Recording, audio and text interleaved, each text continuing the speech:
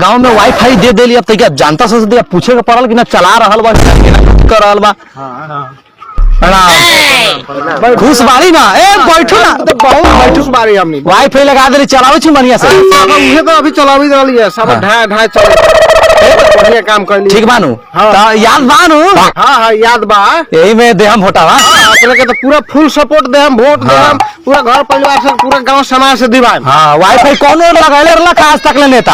एगो हम ध्यान दे के पूरा वाईफाई लगवली देखैत न बाड़ी अब ठीक है गांव में और एक बार घूम ले छी ठीक है लोग के समस्या हां ठीक है चलो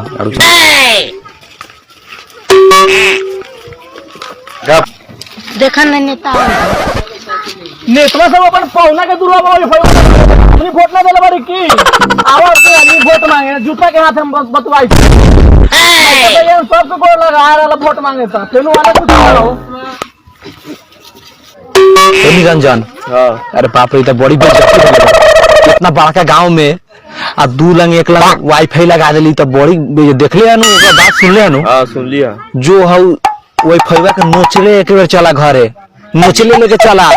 एक बार लगाबो को तो पूरा गांव में लगाबो लेकिन 1 2 लंग वाईफाई ना लगाबो रे बाप रे भाग भाग ना तो पीटबो करते लोग सब भाग भाग।